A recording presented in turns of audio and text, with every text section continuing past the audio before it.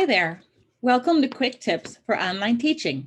I'm your host, Jenna Camp, and today we're talking about accessibility. The principles of UDL, or Universal Design for Learning, emphasize that curricular content remove as many barriers as possible for as many kinds of learners as is possible. It means we need to take into account physical and neurodiversity, as well as sex and gender diversity, as well as introvert and extrovert diversity, as well as linguistic diversity, all of it, because there are as many kinds of learners in this world as there are kinds of people.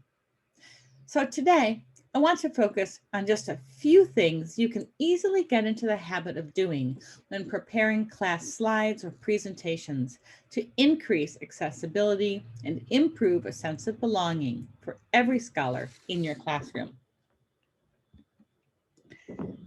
UDL Guidelines elucidate 3 elements to consider when creating curricular content, and each is focused on providing multiple means or multiple options to access the content.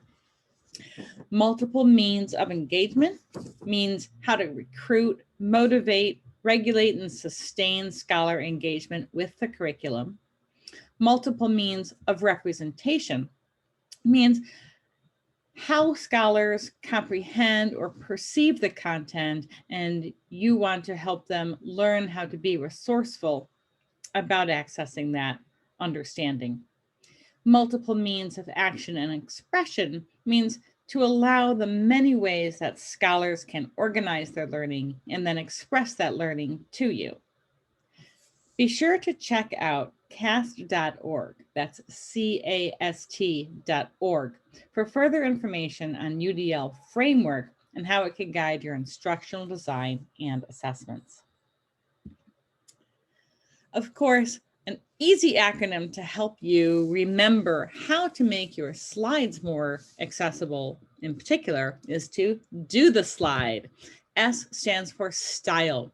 You want your slide style to be consistent and predictable, including the layout, the font sizes and types, and the space arrangement on the slide. You want there to be enough space that it's not too crowded with information. L is for language, meaning you want your language to connect with your viewers, with your scholars.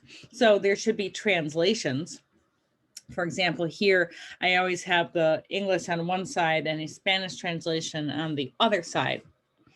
You want that for inclusivity, also for audibility, and you want to be able to provide for closed captioning for your scholars as well. Images need to be inclusive. So be conscious of diversity and equity, of being authentic with your images too. And there should also be an image reader so that the document reader can say this is an image of a person in a wheelchair, or this is an image of 3 people, or this is an image of a crowd. D is for design. You want your design to be flexible, but you also want it to be predictable. So you want to use colors. The background should be plain and easy for people. It shouldn't be a distraction. Colors should be consistent. There should be strong contrast. So for example, when there's a dark background, the writing is very light.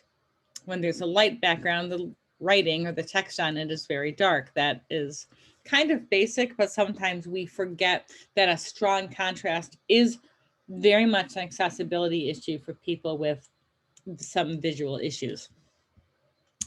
And E should be for engagement, engage to empower. So you want there to be interactive tasks, polls, problems. Here we're using Kahoot. You can use Pear Deck. You can put polls or surveys up. You want there to be some interaction with your class, because that too helps different kinds of learners access the content.